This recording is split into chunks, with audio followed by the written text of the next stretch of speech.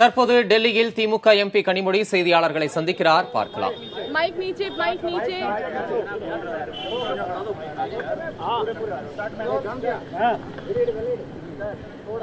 திராவிட முன்னேற்ற கழகத்தின் செயல் தலைவர் தளபதி அவர்கள் எலெக்ஷன் கமிஷனர் அவர்களுக்கு ஒரு கடிதம் கொடுத்திருந்தார்கள். அதிலே ஆர்கே நகர் தேர்தலின் போது நடைபெற்ற அத்துமீறல்களை பற்றியும், அது மட்டும் இல்லாமல் ஐடி டிபார்ட்மெண்ட் விஜயபாஸ்கர் அவர்கள் வீட்டில் நடத்திய அந்த ரெய்ட், அதில் இருந்து கிடைத்த பெயர்கள், அங்கு கிடைத்த பெயர்கள், அங்கு அதற்கு தயாரிக்கப்பட்டிருந்த அந்த ஐடி ரிப்போர்ட்டை வந்து எஃப்ஐஆர் ஃபைல் பண்ணும்போது காவல்துறைக்கு அங்கே இருக்கக்கூடிய ரிட்டர்னிங் ஆஃபீஸர் அனுப்பவில்லை.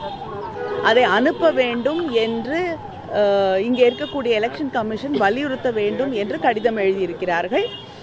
கிட்டத்தட்ட 34-37 பக்கங்கள் கொண்ட அந்த ரிப்போர்ட்ல வந்து எல்லாருடைய, முதலமைச்சர் முதல் பல பேருடைய பெயர்கள் அந்த ரிப்போர்ட்ல இருக்கு. ஆனா அதை வந்து காவல்துறைக்கு அங்கே இருக்கக்கூடியவர்கள் அனுப்பாத காரணத்தால் அன்னோன் பர்சன்ஸ் என்று எஃப்ஐஆர் பதிவு செய்யப்பட்டிருக்கிறது.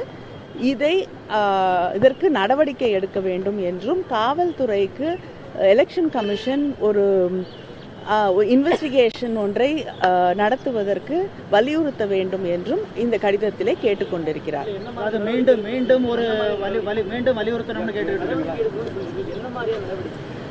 இல்லைங்க, அங்க இருக்கக்கூடிய கமிஷனரை வந்து என்ன நடந்தது என்று ஆராய்ந்து நடவடிக்கை எடுக்க வேண்டும். யார் யாருடைய பெயர்கள் வந்து அந்த ஐடி டிபார்ட்மெண்ட் ரிப்போர்ட்ல இருக்கோ அவர்கள் எல்லாம் இந்த எஃப்ஐஆரில் சேர்க்கப்பட வேண்டும் என்றும் கேட்டுக்கொள்கிறேன்.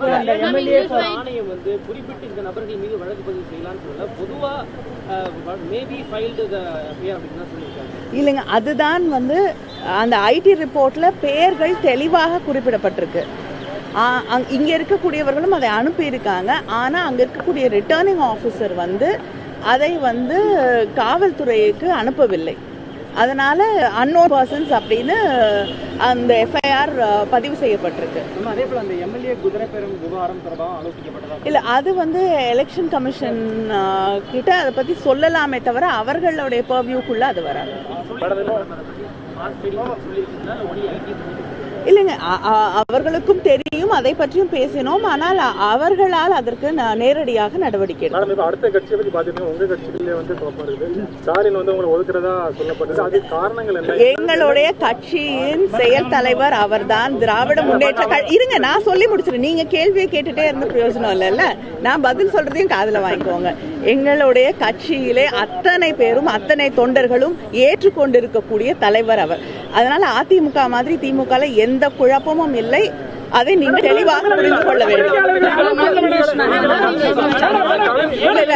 தமிழ் கவிதை அதிமுக தயவு செய்து, இல்ல ஒரு நிமிஷம், அதிமுக தயவு செய்து தமிழ் இல்ல தமிழ் இல்ல ஒரு நிமிஷம், நீங்க உங்களுடைய கனவுகள் ஆசைகள் எல்லாம் நிச்சயமாக நிறைவேறாது. திராவிட முன்னேற்ற கழகம் இன்னைக்கும் ஒண்ணு. என்னங்க,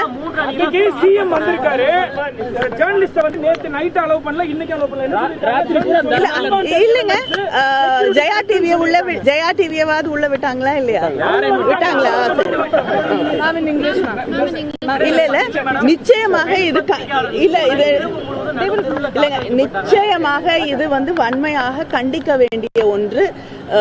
பத்திரிகையாளர்கள், எல்லா அரசியல்வாதிகளும் தனக்கு வேணுங்கிற போது வந்து பத்திரிகையாளர்களை தேடி ஓடுவதும், அவர்களை தவிர்க்க நினைக்கும் போது அவர்களை வாசல்ல காக்க வைக்கிறதும், பத்திரிகையாளர்களுக்கு வந்து எந்தவித மரியாதையும் அடிப்படை உரிமைகளும் கூட இல்லாத நிலையில அவங்க வைத்திருப்பதும், பெண்களை வந்து இரவு முழுவதும் வெளியில காக்க வைக்கிறதும் வந்து ஏற்றுக்கொள்ள முடியாத ஒன்று.